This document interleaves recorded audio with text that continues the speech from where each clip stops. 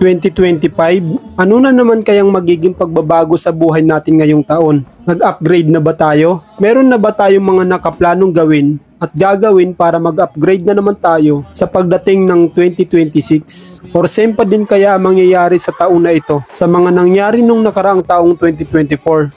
Balikan natin ang taong 2024 mula sa buwan ng January hanggang December. Trabaho, trabaho, trabaho, nakakatamad na trabaho. Paulit-ulit na lang kasi na nagtatrabaho. Ay, pag day off lang ako masaya niyan, minsan kulang pa. Buti may bakasyon, may leave. Doon naiiba ang araw ko para hindi nagiging paulit-ulit ito at pantanggal ng stress. Ito ang madalas na sinasabi ng iba sa atin. Dahil yan din ang sinasabi ko dati. Pare-parehas nating pinagdaanan yung mga ganyan. 2024, masaya, madaming trabaho, pero iba-iba. Madaming hinding inaasahan na pagkakagastusan, pero masaya pa rin. Dami na namang natutunan sa pagtapos ng taon na yon. Magagamit na naman natin para ma-upgrade na naman tayo ngayong bagong taon. Dati hindi ko yan nagagawa dahil puro trabaho. Ngayon, nagagawa ko na. Marami na akong oras para magawa yung mga bagay na gusto ko. Syempre, nagtatrabaho pa rin tayo. Thank you 2024 sa mga bagong realization at experience. Sabak na naman tayo ngayong 2025.